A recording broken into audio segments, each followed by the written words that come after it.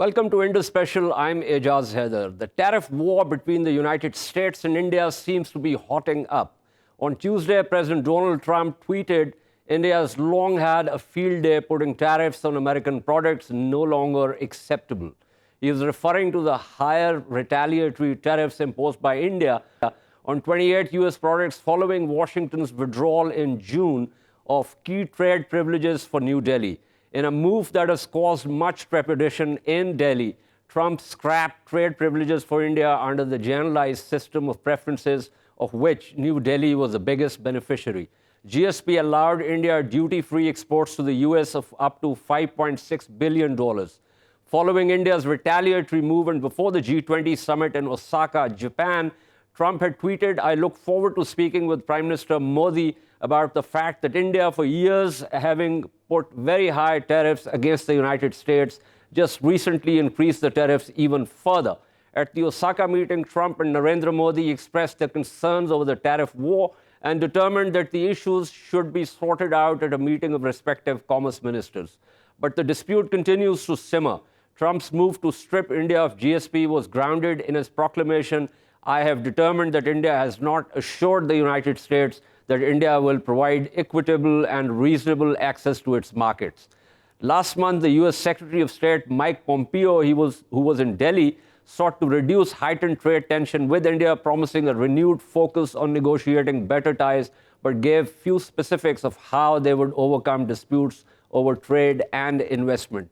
To talk about the tariff war further, we are joined by Dr. Miftah Ismail, economist, but who was also the finance minister of Pakistan, knows these issues very closely. Dr. Ismail, thank you for joining us.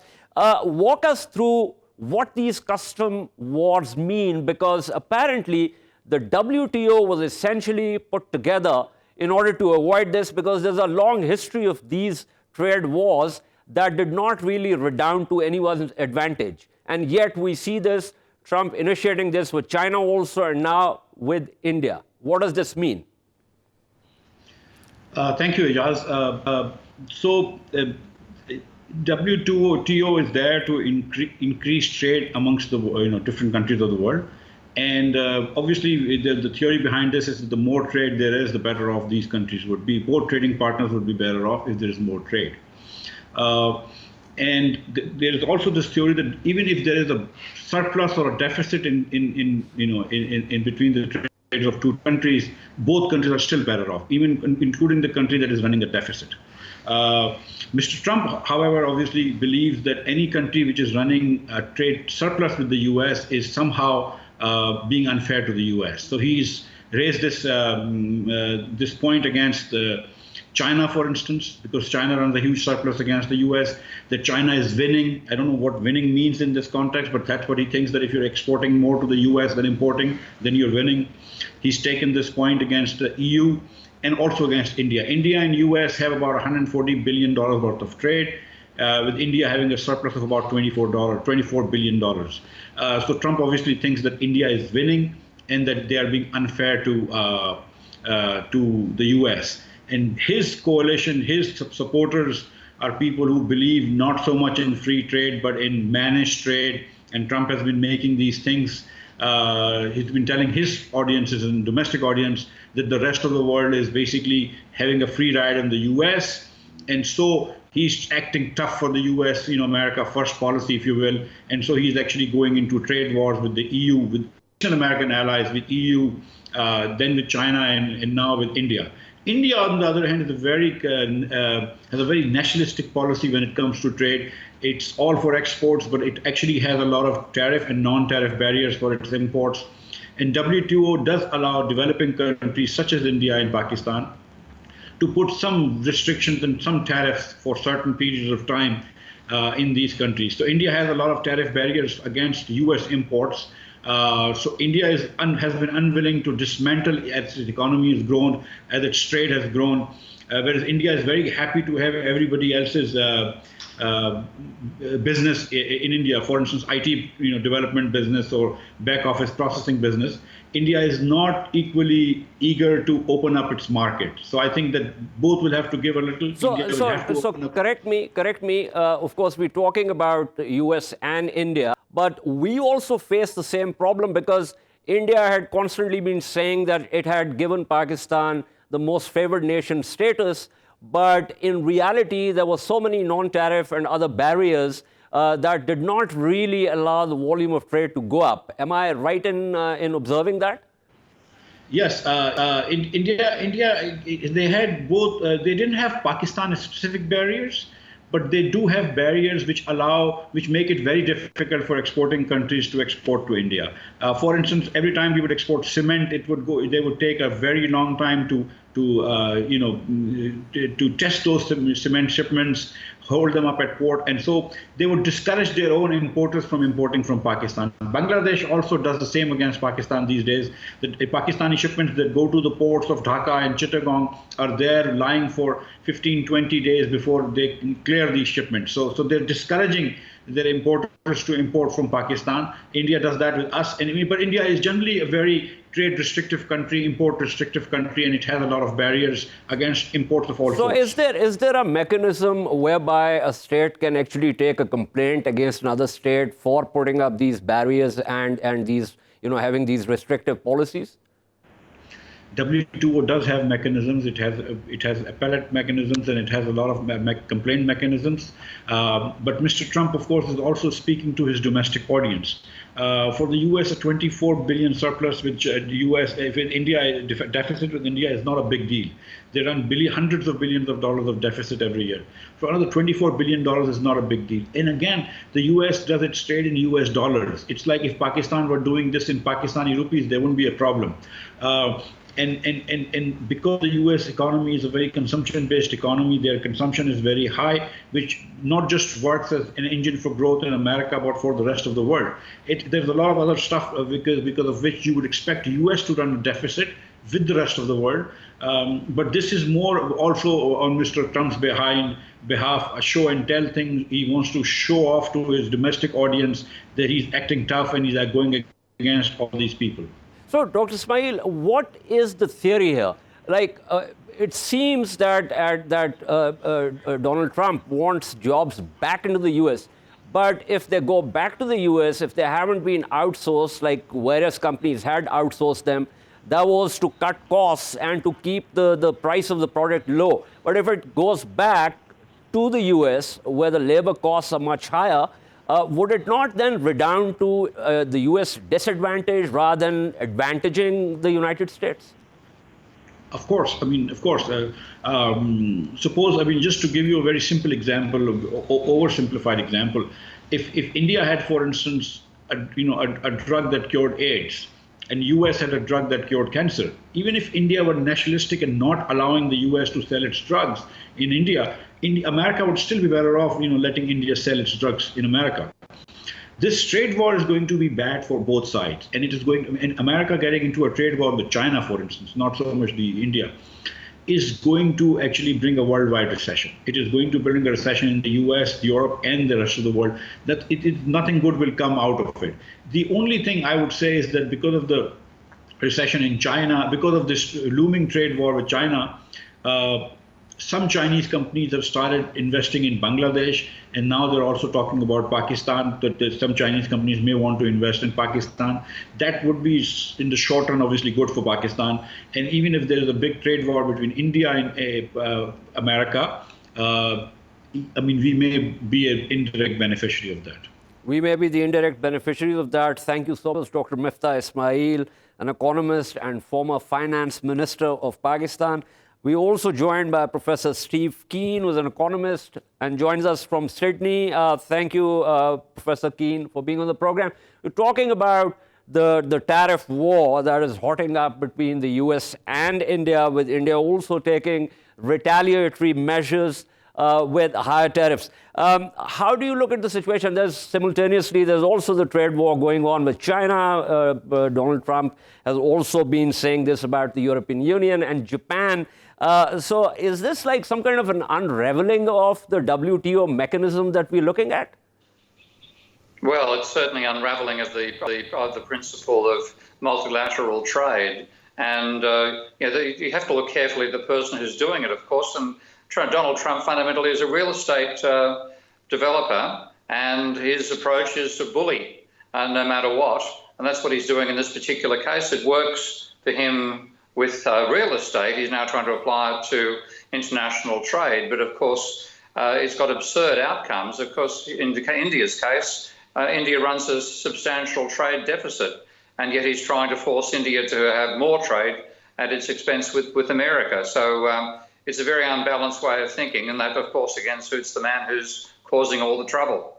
So as a non-economist, I was just doing a bit of research to go back in history and see what exactly these customs tariff wars entail. And it's very interesting. I was reading about the example from 1920s and 30s between the Weimar Republic and Poland. And then, of course, in September 1922, the Fordney-McCumber tariff, which actually created a lot of bad blood between the United States and the European countries and essentially the U.S. allies, and ultimately redounded to the U.S.'s disadvantage. So I think the ample historical examples for President Donald Trump to actually take a look at and perhaps try and walk back.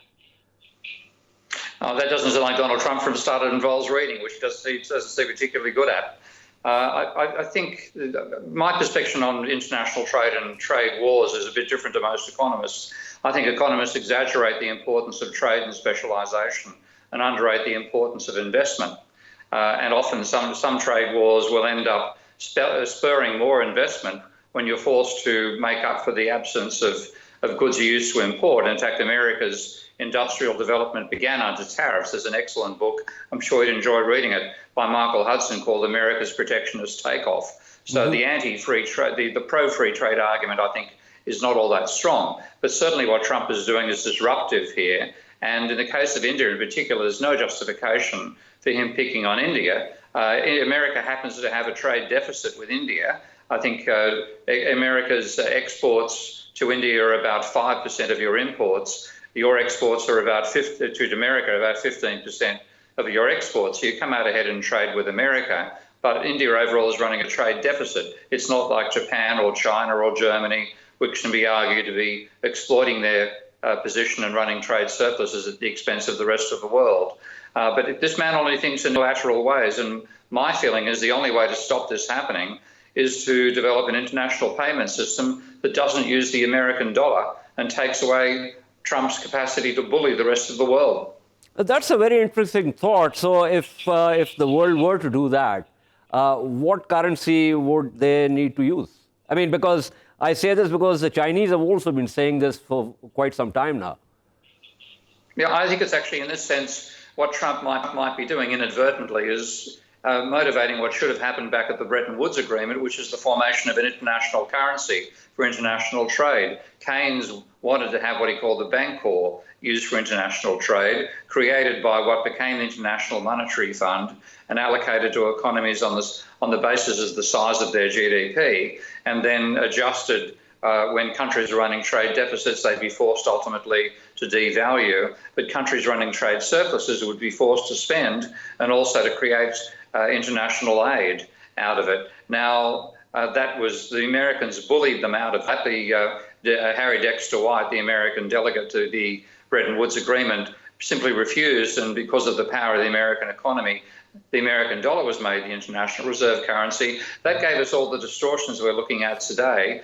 Donald Trump is pointing out just how bad those distortions are, by sheer accident, of course. I think this may well be a motivation for countries like Russia, China, the European Union to get together and form an international currency. And to some extent, you can see that may perhaps being a motivation behind Facebook's move to create the Libra, which is also, in a sense, an international currency. Absolutely. Thank you. That was Professor Steve Keen talking. We also joined by Dr. Salman Shah, who's an economist and currently advisor to Chief Minister of Punjab. Dr. Shah, thank you for being on the program. We were talking about the tariff war hotting up between the US and India. What is your sense of where things are headed? India is traditionally a very high tariff country. I mean, there are tariff and non-tariff barriers in India where foreign businesses and foreign goods have a very difficult time penetrating. And even in the case of Pakistan and India trade in its heydays, Pakistani exporters were always complaining that the non-tariff barriers kept their goods out of the Indian market, and in Pakistan, this was despite India giving us the so-called most favored nation status. Yes, I mean, as you can see, the balance was always heavily in India's favor. And whereas Pakistani textile industry, Pakistan cement industry, and other industries thought that they had a very good opportunity in India, but they couldn't penetrate because of technical barriers, testing procedures, all kinds of rules and regulations. So I think, and United States businesses also have been complaining about this for a very long time, even the Europeans, the Japanese. So I think the Trump administration has this agenda that they want the other markets to be opened up if they want access into the American market. And I think that's where the pressure is coming from. And we all know that Trump is a transactional president. He goes from transaction to transaction. And in the trade area, he wants to have an even playing field. If the American economy is going to be open to Indian exports, then the Indian economy has to be open to the American. So India was obviously taking advantage of the GSP facility, which Trump has withdrawn last month, following which the Indians have raised the tariffs on 28 U.S. items, retaliatory, tariff increase, and that hasn't really pleased Donald Trump. And he has again talked about it, tweeted about it. So where is this likely to go? I mean, can the US or India go to the WTO, because that technically is a place where they can go and talk about this? Well, I think Trump is not going to be too threatened by WTO or other international rules of engagement. Because he clearly sees that this is not an even playing field.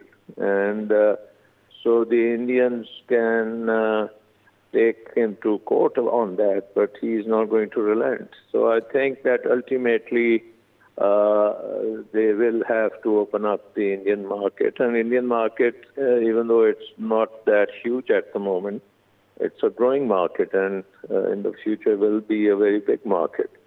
So the Americans want to have into the market in an easier fashion than what they face right now.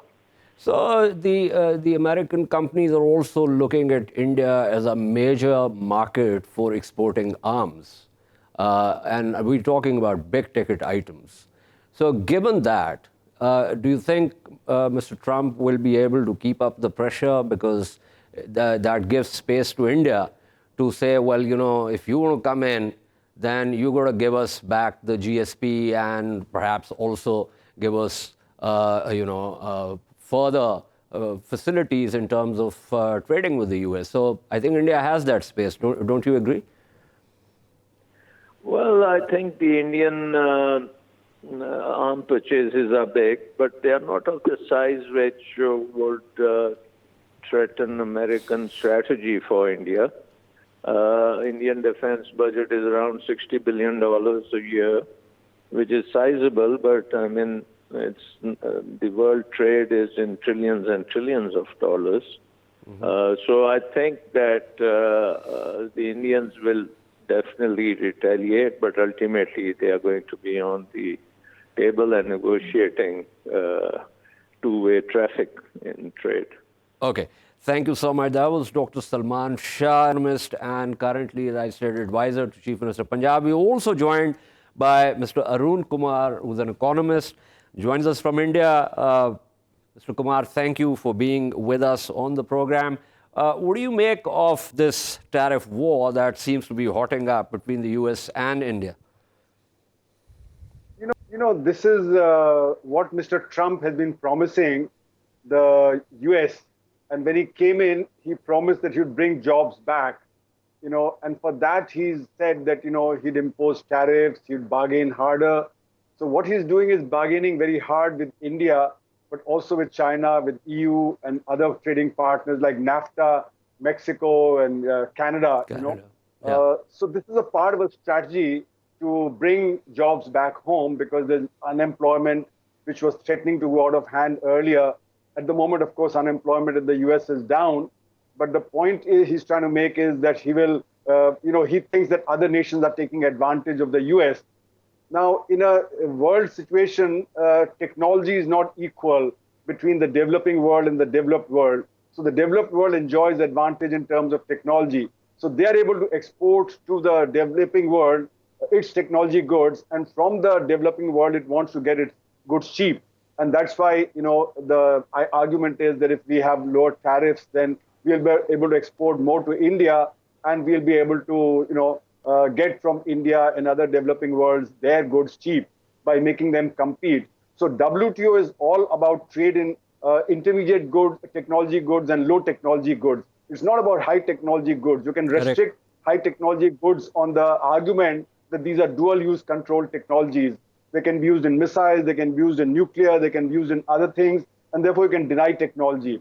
So, for instance, like today, the US is trying to deny technology to China, on the argument that, Huawei, etc., they are, putting, things into their equipment which will do spying.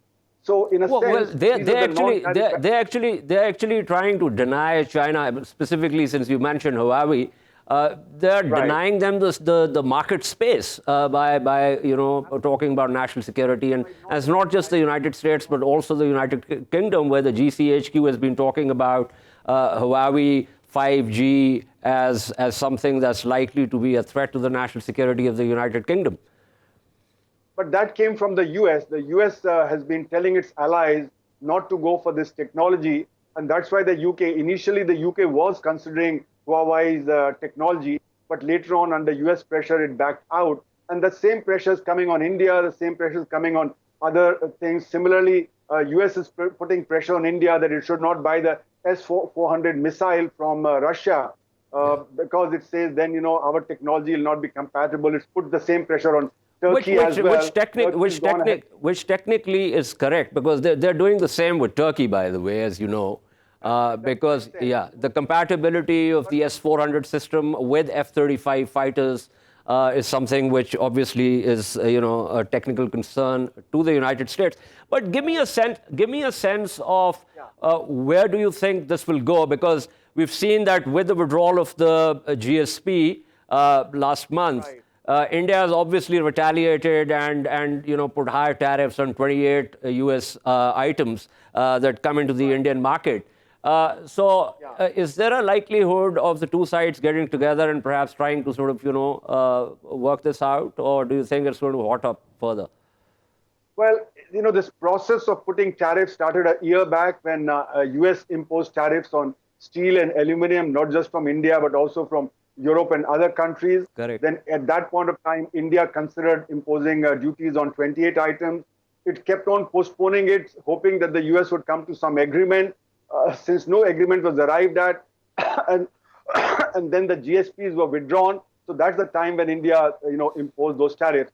Now, in the last year's budget, India also increased customs duties on various imports. And this budget also, India's increased customs duties on various imports. The reason is that Indian economy has been slowing down, and India wants to boost its internal market, so that, the Make in India program begins to take off. And that's why this government has been increasing customs tariff.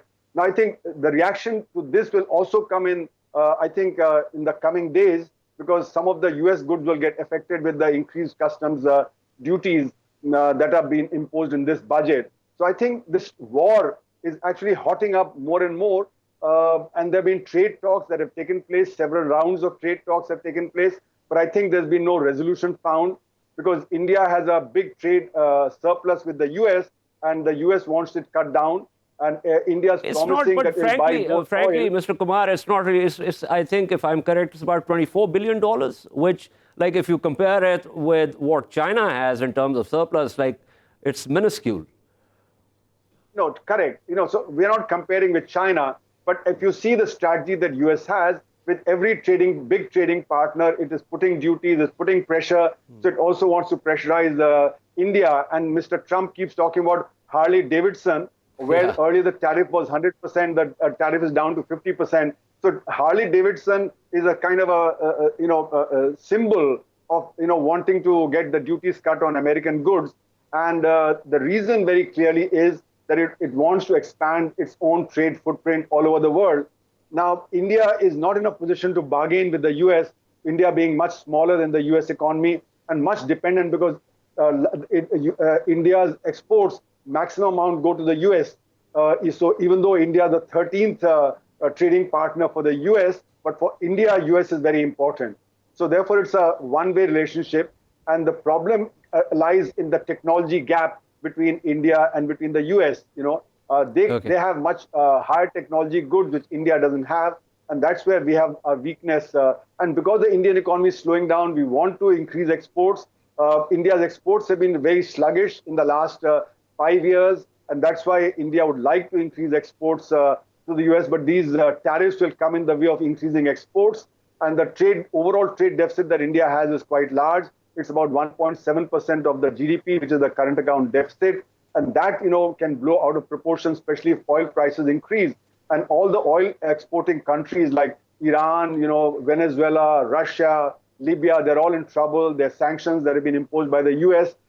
For India, Iran was very important, but now India is cutting back on imports and getting a lot more oil from the US.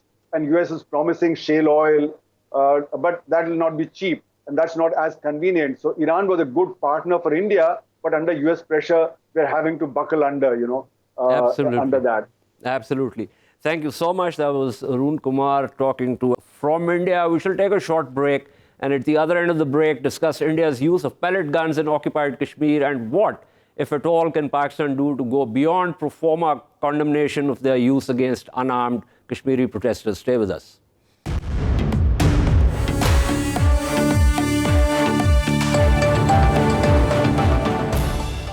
Welcome back to Indus Special. India's repressive politics in occupied Kashmir is well recorded by human rights bodies such as Human Rights Watch, Amnesty International, and even rights organizations within India. Last month, for the first time, the UN's Office of the High Commissioner for Human Rights issued a 49-page report calling for an urgent need to address past and ongoing human rights violations and abuses and deliver justice for all people in Kashmir who for 7 decades have suffered a conflict that has claimed or ruined numerous lives. Occupied Kashmir writhes under the oppressive weight of laws such as AFSPA and PSA. Illegal arrests, detentions, torture, and rape are almost daily occurrences.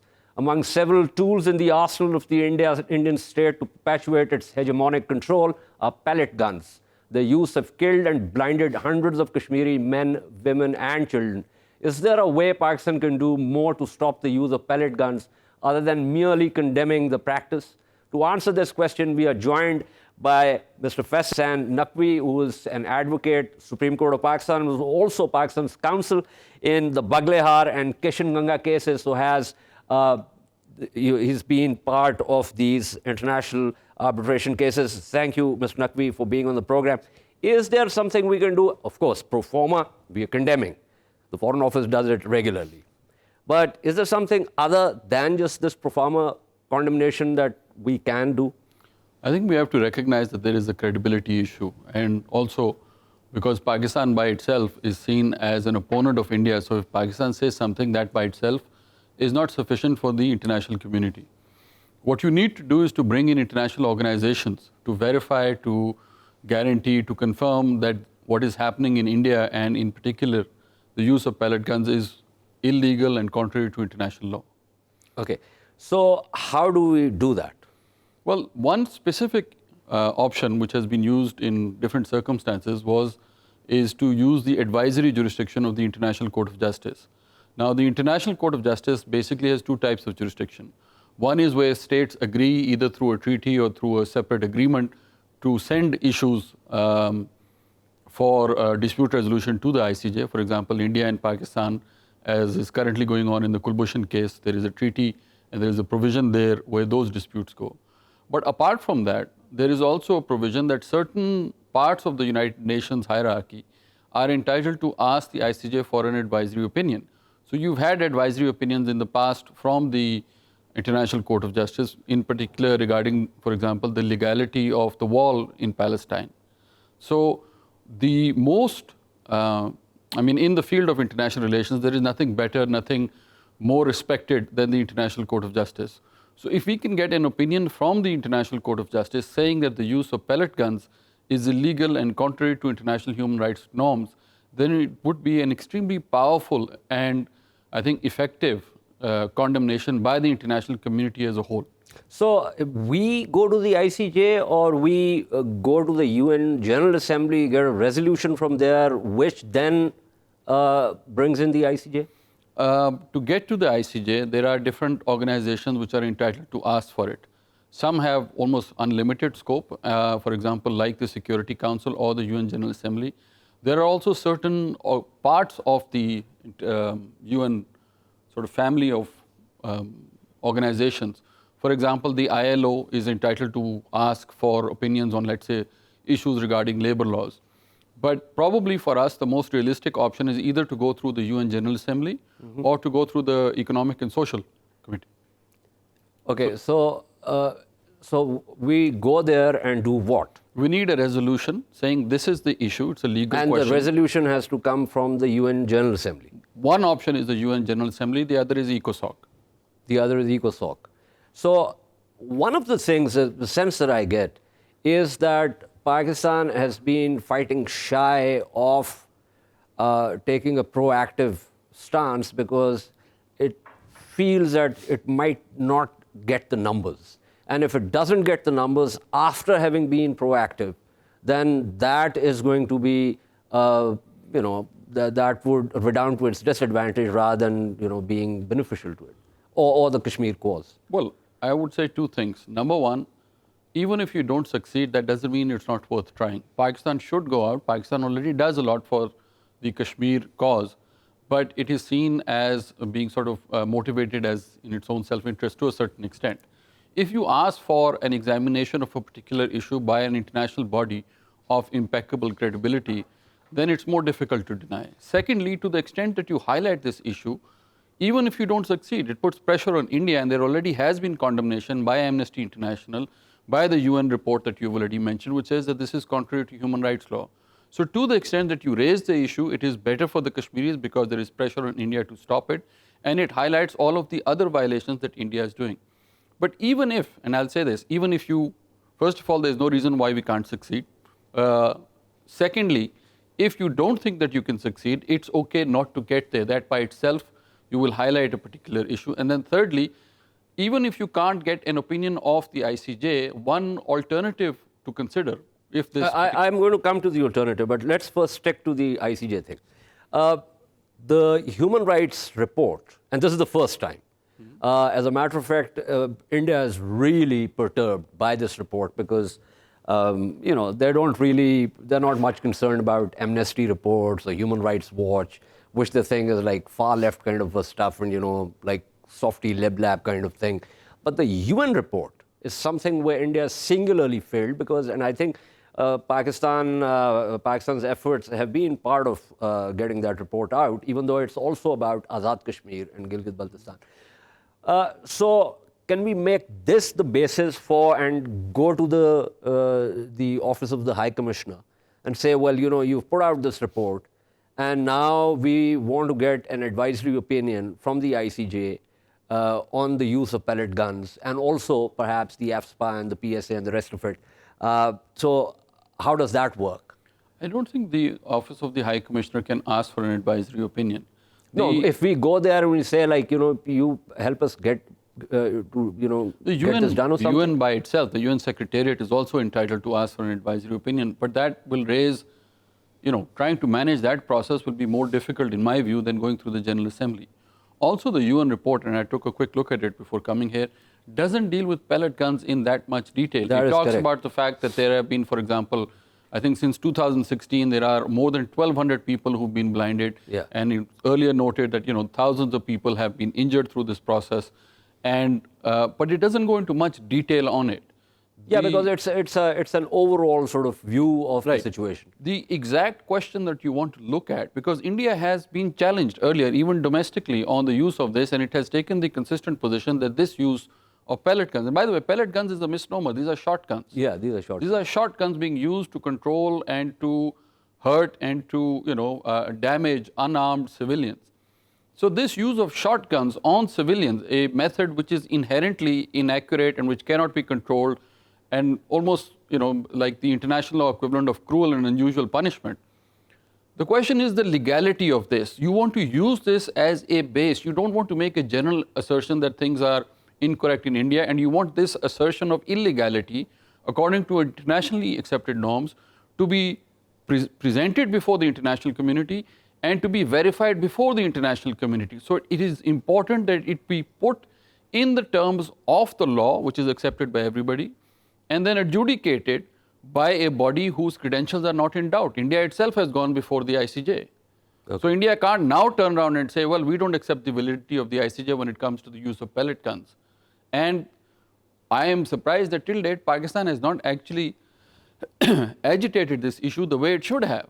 You're talking about hundreds of cases. You have had reports in the New York Times, Time Magazine, Amnesty International, and other than a few odd editorials in Pakistani newspapers, we haven't really taken this forward. Also newspapers from occupied Kashmir. But let's come to the alternative. Assuming that we think that, perhaps this is where we can't get the numbers. What's the alternative? The alternative is that we should go and get an opinion from people who are respected scholars of international law. If you look at where does international law come from, because it isn't any one particular it's not like a national legislature. So sources of international law are, first of all, the practice of countries, treaties, and then even as recognized in the charter of the ICJ, it is the opinion of scholars. So what the international legal community thinks of this particular practice is by itself an indication of what international law says. So if you go out, you get an opinion, a proper opinion from, let's say, the top scholars of international law, and something like 40, 50, 100 scholars sign on to it. You will have a very powerful denunciation of this completely illegal action and this violation of human rights by India. Okay. So if we were to go to these scholars and these experts, and if we were to get their opinion, and they say, well, this is totally illegal. Now, that is one thing, that obviously clear denunciation. But then can we use that to lobby with the UN General Assembly and get the numbers and go to the ICJ to just further cement this entire thing? Absolutely. You can say we have checked with, this is not our opinion. You see, part of the problem with Kashmir is that it has become, as something that is seen as a prize between two countries who are fighting over for their own partisan purposes. Here we're saying this is about the Kashmiris themselves. We're not saying this, the international legal community is saying that this is illegal. And you can then go before the other states and say, this is about a human rights violation. This needs to be condemned. Whatever you think of Pakistan, whatever you think of India, this is about the people there. Their rights need to be protected. But we are saying that, we're not really talking about Pakistan here. Because if we get that denunciation from respectable scholars and experts, we say, we go to the countries, and obviously these people come from various countries, and go to these countries and we say, well, look, this is what everyone is saying, and we want the numbers, and we want this as a human rights issue, as part of the bigger idea of Kashmiri's right to self-determination, and then get the numbers and then go to the ICJ.